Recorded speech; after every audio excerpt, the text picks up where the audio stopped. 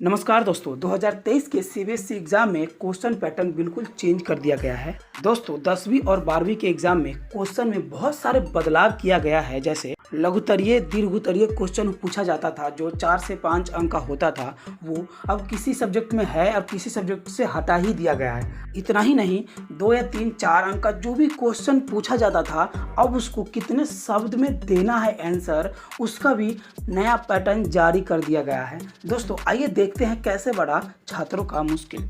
CBSE ने sample paper जारी करने के बाद प्रश्न पत्र पैटर्न भी सोमवार को जारी कर दिया गया है।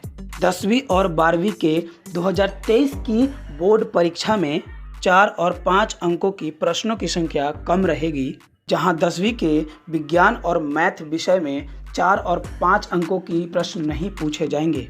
वहीं सामाजिक विज्ञान में 4 अंकों का प्रश्न नहीं रहेंगे, बल्कि दीर्घोत्तरीय प्रश्न केवल 5 अंकों के ही रहेंगे।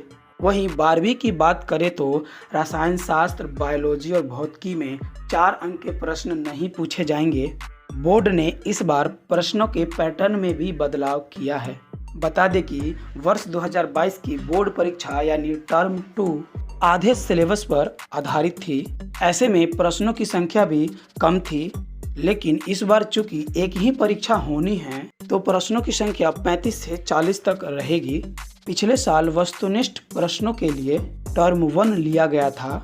इस बार विषयनिष्ठ और वस्तुनिष्ठ प्रश्न एक ही साथ प्रश्न पत्र में रहेगी।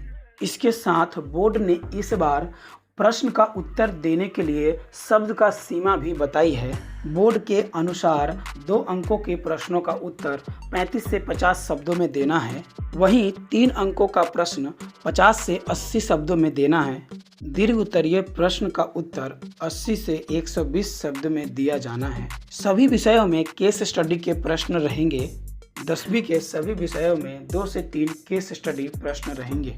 इसमें वस्तुनिष्ठ और लघुत्तरीय प्रश्न रहेगा, यानी 1 और 2-2 अंक के प्रश्न रहेंगे। ज्ञात हो कि केस स्टडी के प्रश्न पहले दीर्घोत्तरीय होते थे, इस बार से 1 और 2 अंकों में बांट दिया गया है। दोस्तों ऐसी इन्फॉर्मेटिव वीडियो आपके लिए लाता रहता हूँ। वीडियो अच्छी लगी तो लाइक शेयर सब्सक्राइब जरूर करना, क्योंकि हमें आपकी प्यार की ज़रूरत है।